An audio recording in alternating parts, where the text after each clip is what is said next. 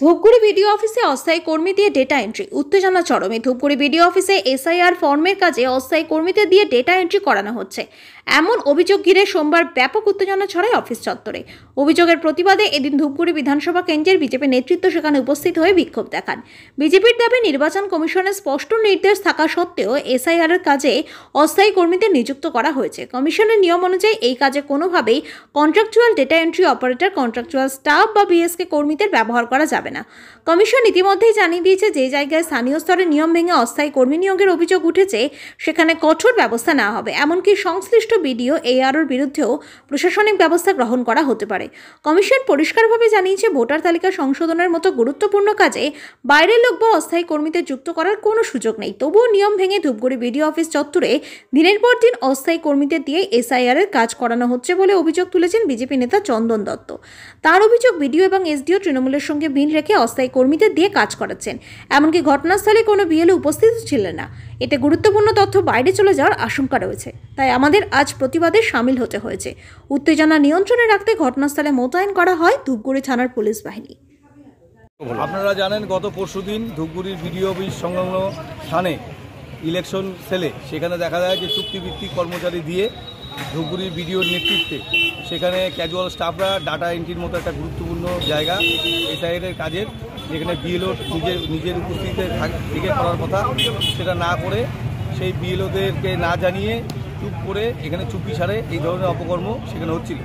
তার ফলে মিডিয়া সেখানে খবর করবার পর সেখান থেকে তারা পালিয়ে যায়।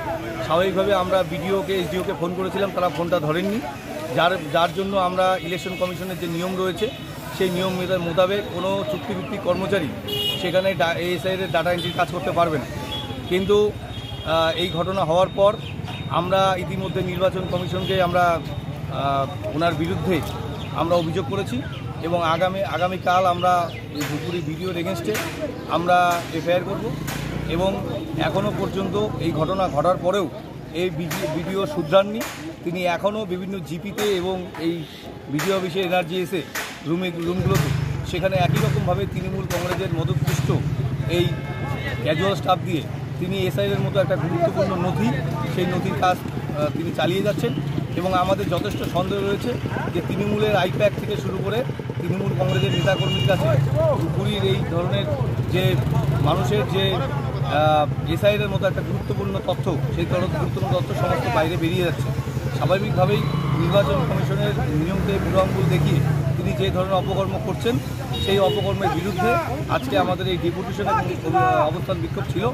আগামী দিনে যদি কালকের থেকেও এই কাজ তিনি এইভাবে চালিয়ে যান তাহলে একদিকে যেমন আইনি প্রক্রিয়া কাজ আমরা তার বিরুদ্ধে লড়ব, তার পাশাপাশি আগামীকাল যদি এই ধরনের অপকর্ম হয় আমরা ধূপগুড়ির বিডিও অফিস অচল করব।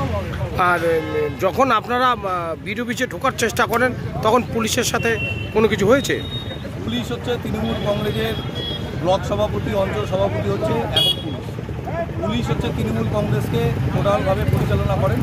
পুলিশের নেতৃত্বেই তৃণমূল কংগ্রেস চলছে এবং পুলিশ তৃণমূল কংগ্রেসকে সুবিধা পাইয়ে দেওয়ার জন্য এবং তৃণমূল কংগ্রেসের যত অপকর্ম আছে তার সাথে পুলিশের সাথে একসাথে যোগসাথে করেছে।